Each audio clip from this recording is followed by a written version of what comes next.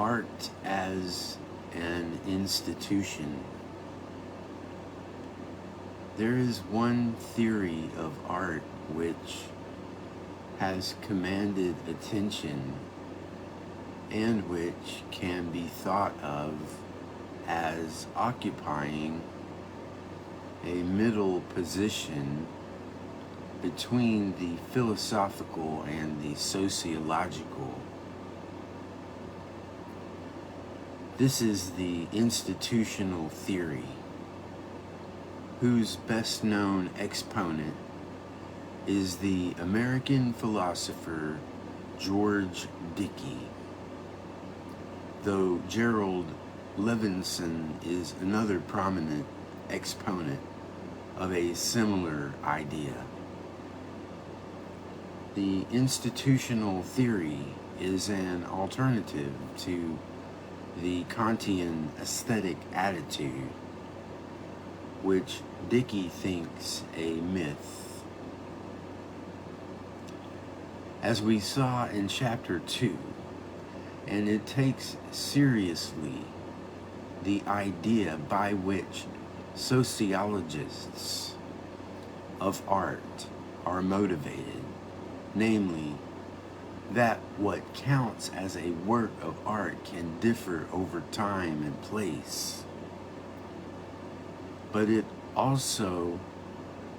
is also an exercise in traditional aesthetics, because the institutional theory aims to make this fact the basis of a philosophical definition of art. Dickey originally formulated his definition as follows: a work of art in the classificatory sense is, number one, an artifact, number two, a set of the aspects of which has had conferred upon it the status of candidate for appreciation by some person or persons acting on behalf of a certain social institution, the art world. Dickey, 1974.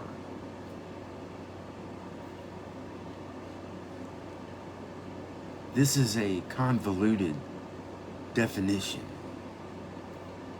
and it is one that Dickey himself later abandoned. See Dickey in Neal and Ridley, 1995. Nevertheless, it captures a general idea which continues to have its attractions and can be stated more simply as follows: an artifact becomes a work of art if relevant critics regard it as being a candidate for this status. Art is what the art world decides it is. This social definition of a work of art has certain advantages over a purely conceptual or a priori definition.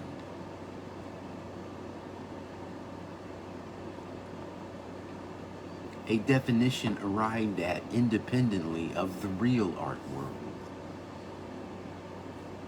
based perhaps like Kant's on a general philosophical system,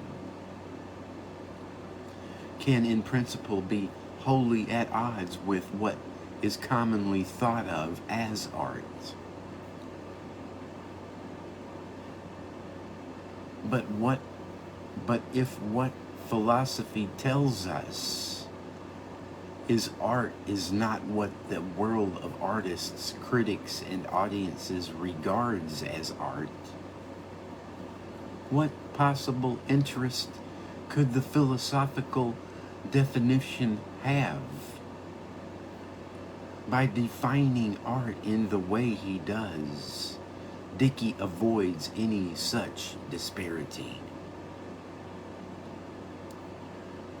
This advantage accrues to the institutional theory because it pays full attention to the social context of art.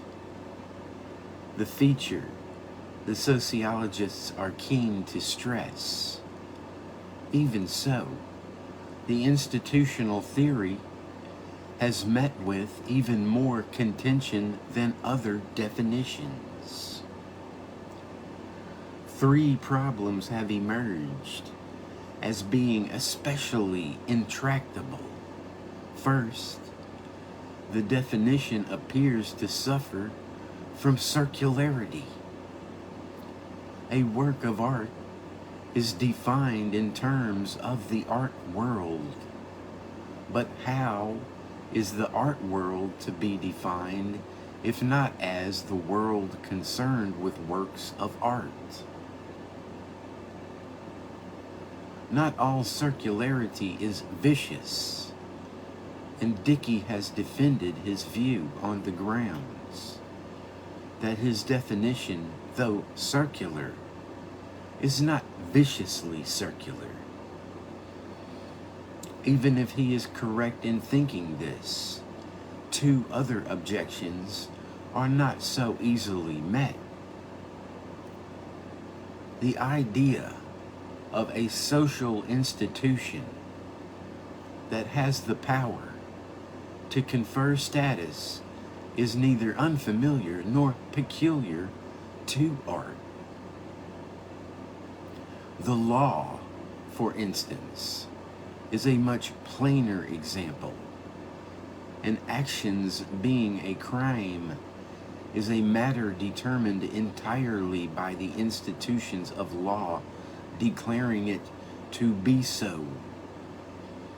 Crime is whatever the legal system says it is. Similarly, someone's being a priest is a result of a bishop's having bestowed this status. But both these examples refer to institutions with known and established authorities. In the case of the art world, there are no such authorities. Who exactly is it that confers the status work of art, and by what authority do they do so? The art world is neither sufficiently corporate nor does it have recognized procedures for bestowing status. The crucial point is that people in anything plausibly called the art world often disagree about the value and status of a work. This possibility is illustrated by the example of Duchamp's urinal, discussed at length in Chapter 10. First, established critics rejected it as a work of art.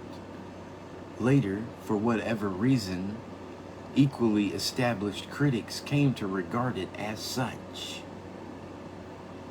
Since the same object must either be or not be a work of art.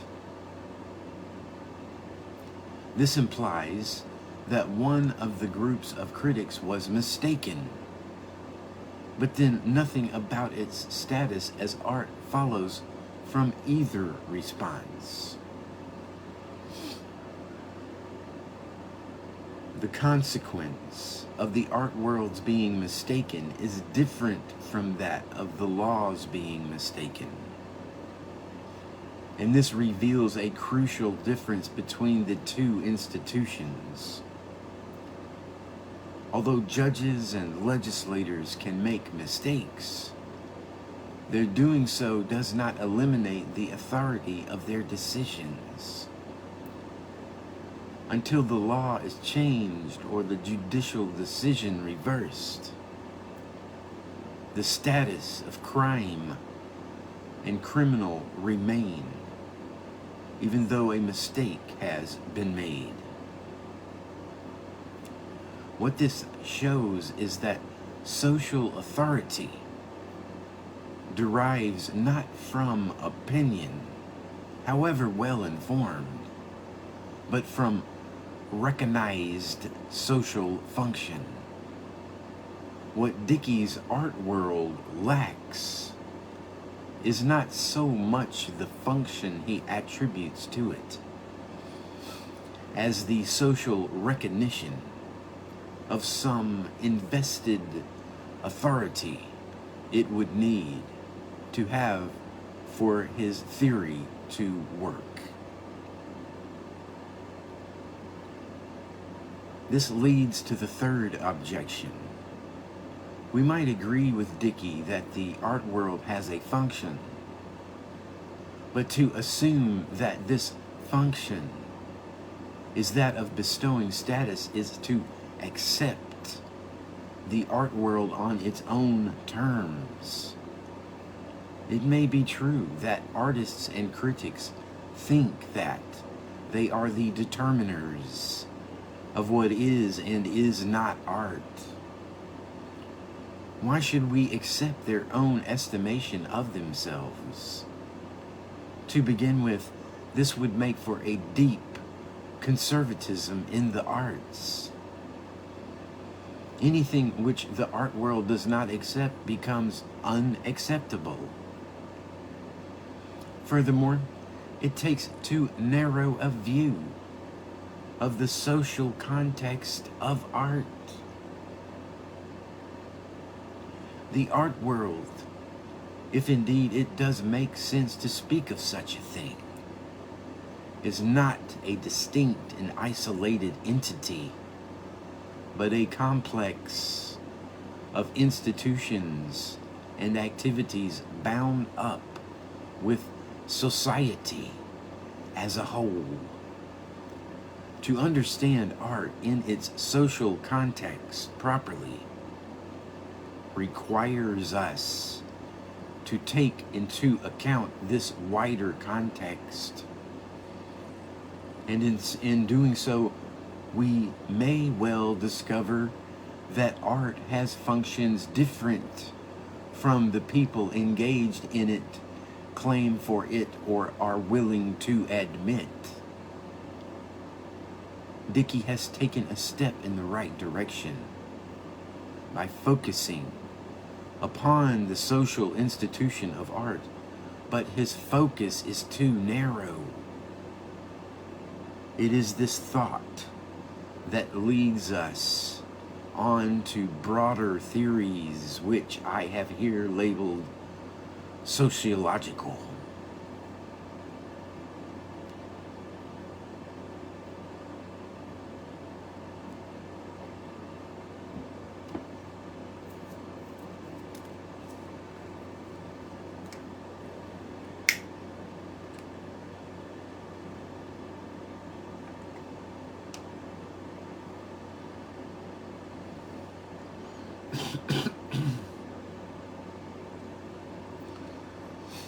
Marxism and the sociology of art.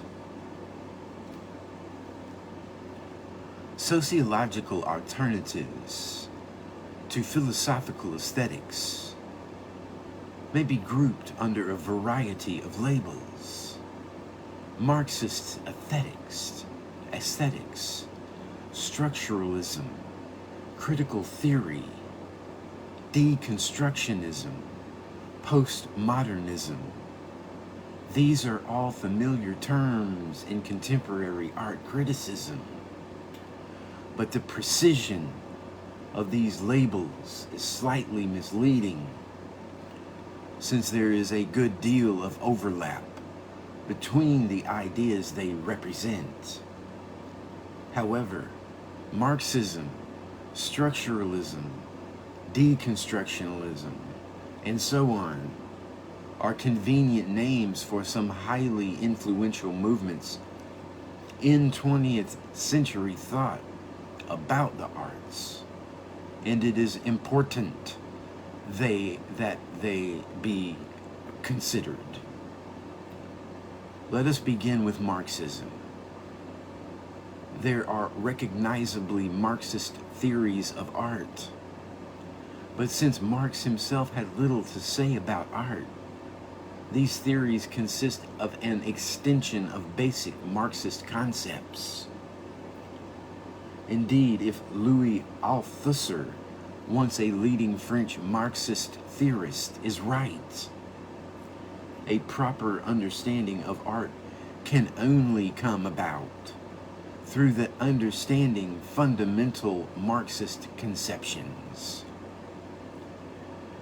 The only way we can hope to reach a real knowledge of art, to go deeper into the specificity of the work of art, to know the mechanisms which produce the aesthetic effect, is precisely to spend a long time and pay the greatest attention to the basic principles of Marxism. Althusser, 1971. On this view, in order to answer most of the questions posed for us by the existence and specific nature of art, we are forced to produce an adequate scientific knowledge of the processes which produce the aesthetic effect of a work of art. Althusser is here effectively generalizing the approach Lenin took in an essay on Tolstoy. The contradictions in Tolstoy's views are not those of his strictly personal thinking. They are the reflection of the social conditions and influences of the historic conditions that determined the psychology of the different classes and different strata of Russian society at that time. Of course, from the Marxist perspective, the purpose of intellectual activity is not merely to understand the world, but to change it. And for this reason, Marxists have also been interested in the practical effect of art, both conservative and revolutionary. The history of Marxist art theory, as summarized by Tony Bennett, himself a Marxist critic, reflects these two aims. Bennett is talking about literature,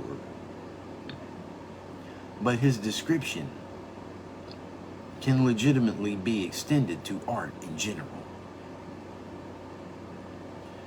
Within the context of the topography of base and superstructure mapped out by Marx, there has been a sustained attempt to explain the form and content of literary texts by referring them to the economic, political, and ideological relationships within which they are set. In addition, Marxist critics have always sought to calculate what sort of political effects might be attributed to literary works, and accordingly to judge for one or against different types of literary practice. Bennett, 1979. Bennett detects a third concern in Marxist aesthetics, to which we will return. The two he identifies here, interest in the socio-economic context of art and in its political effects, have led to a theory of art as falling between ideology on the one hand and science on the other. Science and ideology are terms from Marxist social theory, according to which science is the true perception and understanding of reality, while ideology is the false and distorting set of ideas in which reality is presented by those who have a vested interest in resisting radical change.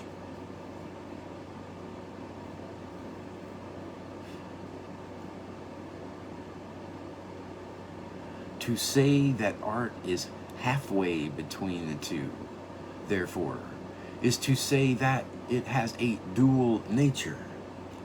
On the one hand, we do find a reflection of the world in art, but not as it really is so much as how people take it to be. Art expresses, in part, the historically limited perceptions of each particular society and period.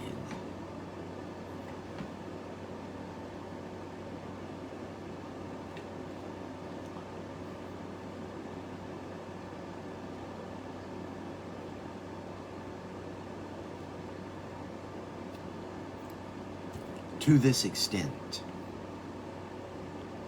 art is ideological because it disguises reality.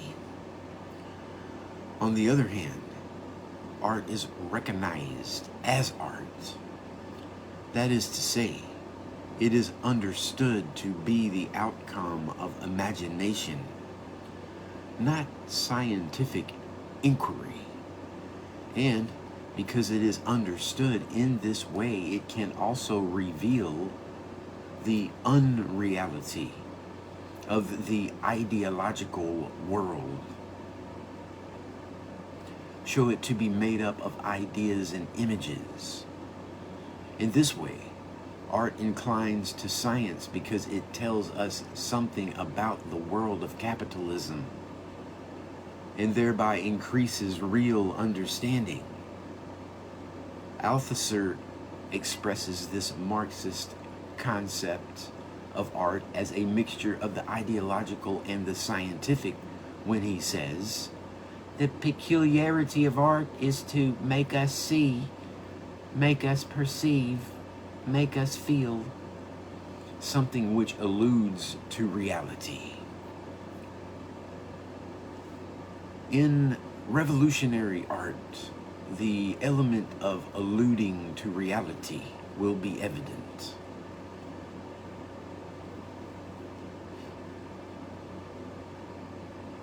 Art as an instrument of radical social change shows something about reality by shaking the ideological false consciousness of the spectator. It is for this reason that Althusser praises the painter Cremonini, because his painting denies the spectator the complicities of communion in the complacent breaking of the humanist bread, and complicity which confirms the spectator in his spontaneous ideology by depicting it.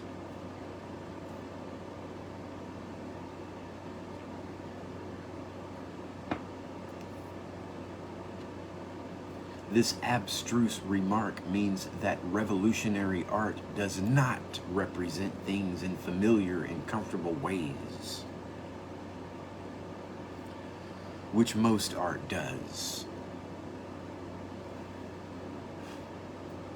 but in unfamiliar and hence disturbing guises.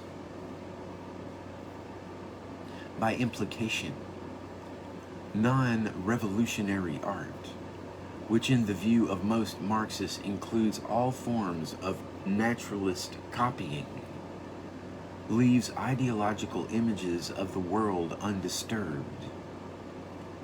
It thus plays its part in sustaining the status quo. In bourgeois art, most Marxists would contend the element of illusion escapes both artists and spectator, who are accordingly deceived.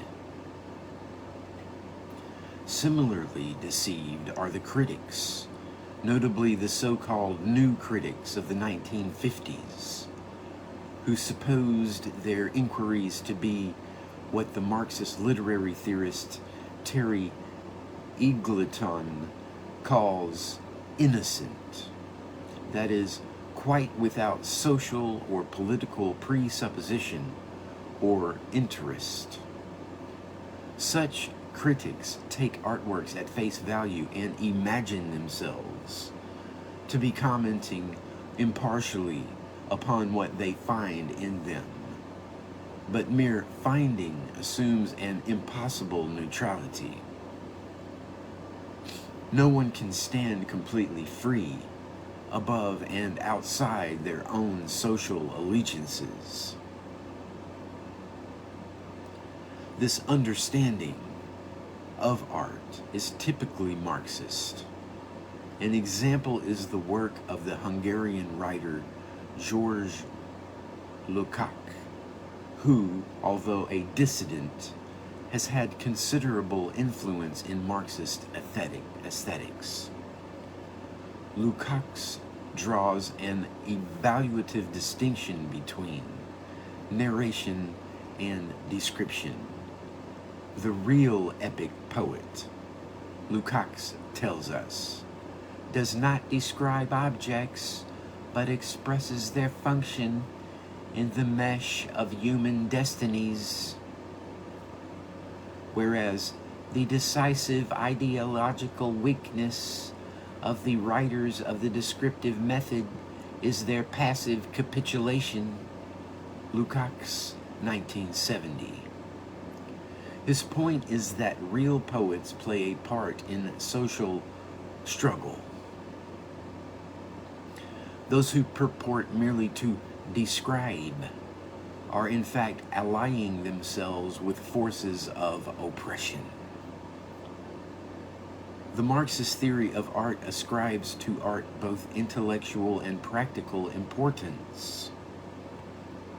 Compared with science, it is a defective form of understanding, but one that can serve either to maintain the established political order or to disturb it.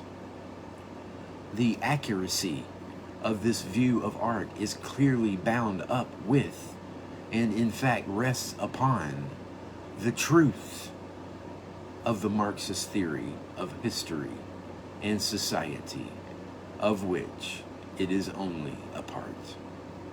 It might be thought, therefore, that we can only examine the Marxist theory of art if we examine Marxism in general.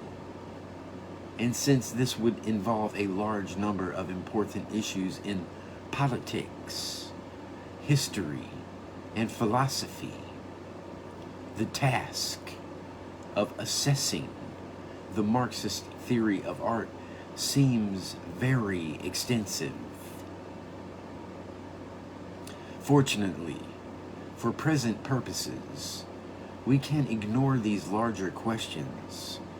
The truth of the Marxist theory of historical materialism is a necessary condition of the truth of Marxist theories of art, but it is not a sufficient condition. That is to say, if Marxist social theory is false, then the Marxist theory of art is false. But even if Marxist social theory is true, the application to art can still be erroneous. In other words, we can investigate the plausibility of the Marxist theory of art independently of Marxist theory as a whole.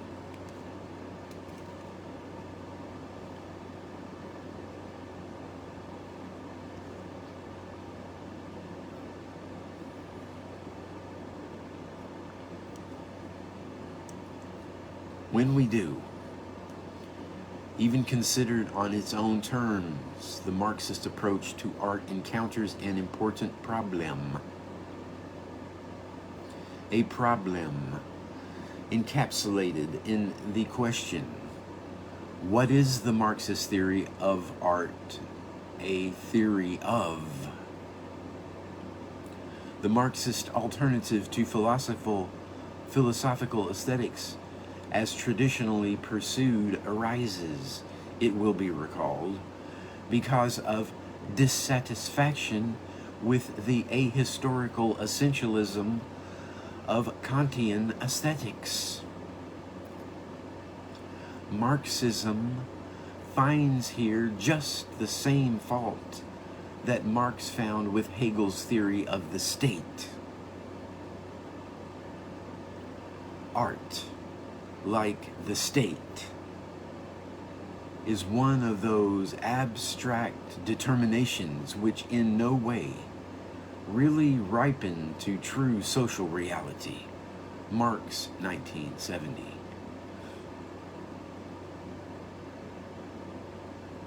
Yet in the elaboration of their views, the idea of something called art, as well as several related abstract concepts, is employed by Althusser, Lukács, Bennett, and many other Marxists nonetheless. Indeed, references to art are no less frequent in the writings of Marxist theorists than in the writings of philosophical aestheticians. Nor is this surprising, because it is hard to see how any such theory could be elaborated without relying on some abstract conception of art. Furthermore, it is clear from the examples the Marxists use that they are drawing precisely the sort of distinction between art and non-art that Wolff claims social investigation has exploded. According to Bennett, the continued use of this discredited abstract concept, art, arises from the fact that in addition to the two aims he cites in the passage quoted above, Marxists have a third incompatible one. With the possible exception of Brecht's work, every major phase in the development of Marxist criticism has been an enterprise in aesthetics. It has attempted to construct a theory of the specific nature of aesthetic objects. Indeed, if there is a single dominant thread running through the history of Marxist criticism, it is the attempt to reconcile two sets of concerns, the one consistent with the historical and materialist premises of Marxism and with its political motivation, and the other inherited from bourgeois aesthetics. Bennett, 1979, 104.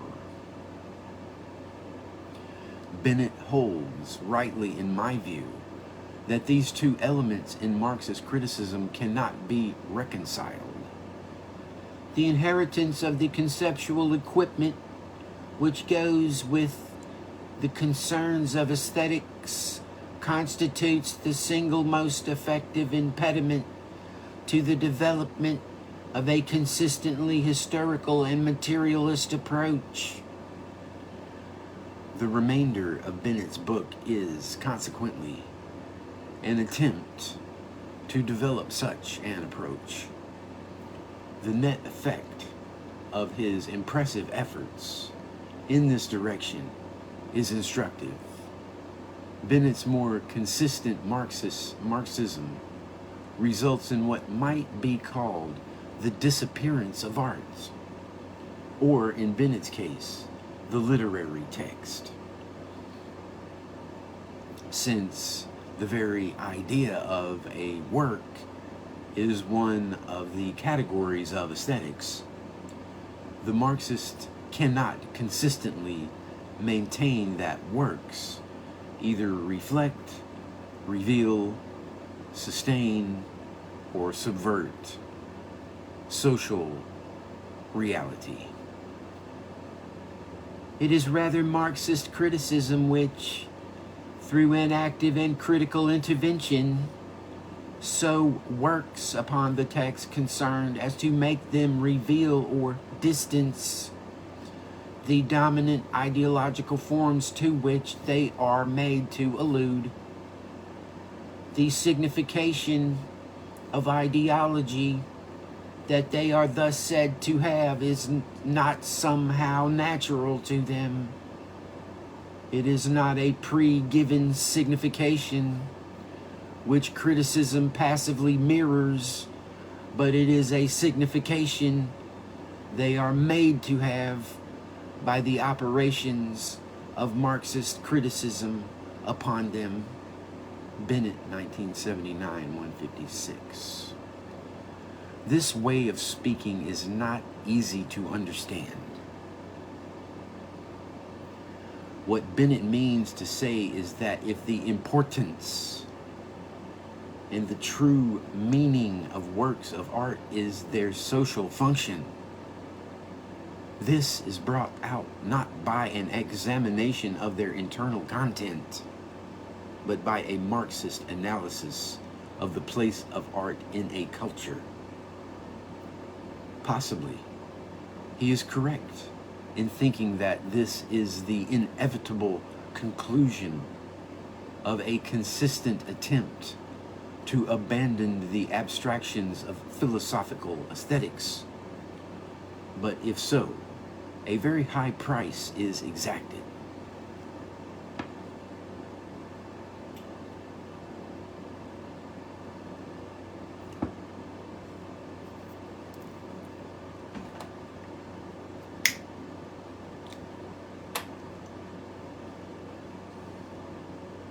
This is not so much because the concept of a work of art must be given up, but because if all the work is done on the part of Marxist criticism, the object of that criticism may be anything whatsoever. Marxist critics may as readily and perhaps more satisfactorily create their own material as rely on anything those commonly called artists may produce. This drastic result is well illustrated towards the end of Bennett's book. There he refers approvingly to a work by René Balibar, in which he says, "The decisive theoretical break is finally located." Balibar offers two contrasting texts of a passage from George Sand's The Devil's Pool. One is an edited 1914 version for use in schools, the other the text of a 1962 critical edition. The two differ widely, but because all that matters to the Marxist critic is how they differ in social function and effect, according to Bennett, neither one of these is the original or true text. If this is correct, we are forced to the conclusion that from the point of view of Marxist criticism, what Sand wrote, or indeed whether she wrote anything at all, is a matter of indifference. The text not only means, but is whatever Marxist criticism says it is. Let me show you a little piece of artwork that I completed yesterday.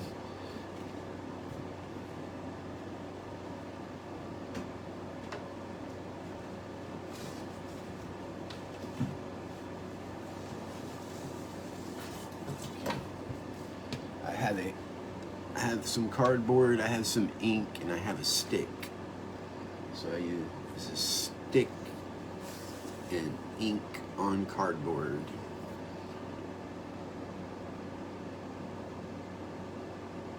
And I've done two smaller ones that I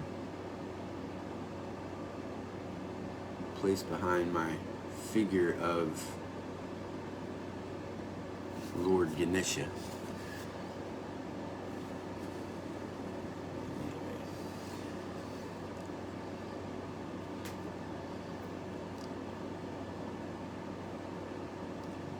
Bennett is happy to accept this conclusion, and perhaps consistency requires this of him.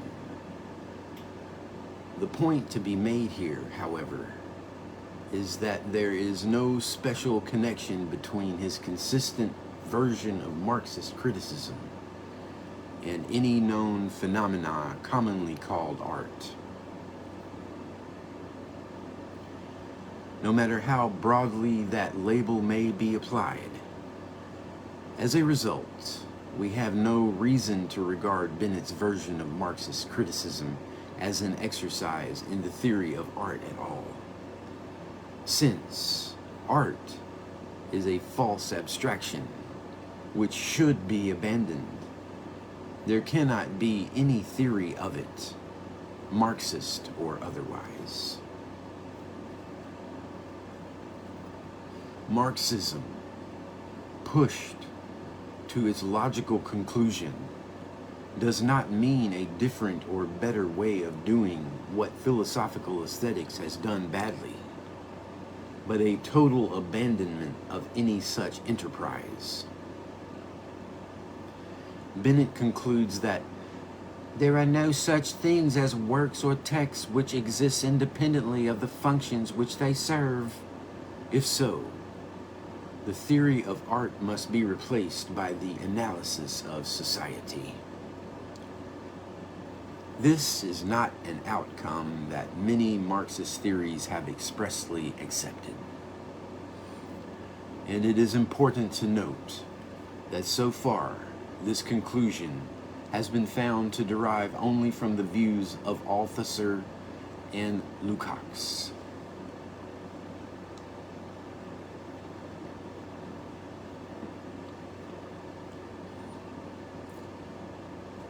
Other Marxist theorists have slightly different conceptions of art. The exploration of these might have different implications. For instance, Terry Eagleton, one of the best-known Marxist literary theorists, holds that texts do not reflect or express ideological conceptions of social reality, but are rather themselves products of that reality. Consequently, the task of criticism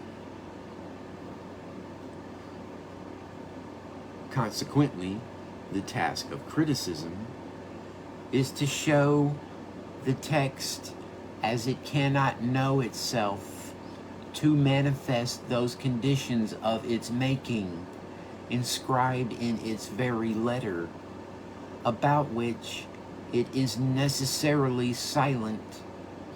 To achieve such a showing, criticism must break with its ideological prehistory, situating itself outside the space of the text on the alternative terrain of scientific knowledge. Eagleton, 1978-43. It is not altogether easy to understand what Eagleton means by this, but if the proper object of criticism is something about which the text or work is necessarily silent, and if criticism must put itself outside the space of the text, there does seem a distinct possibility of the disappearance of art here too. One's response to this lies in interpreting Eagleton's endeavor as a matter not of ignoring the text, but, so to speak, reading past it in the same way, perhaps, that natural science goes beyond bare experimental data and constructs a theory to explain the data, or that anthropology offers interpretations of myths and rituals which go beyond the level of mere observation. Though neither analogy is perfect, this way of putting it draws attention to similarities between Eagleton's line of thought and some other more general structuralist conceptions, accepting for the moment that consistent Marxism means the end of aesthetics rather than its mere revision. It is the associated structuralist approach which now needs to be explored.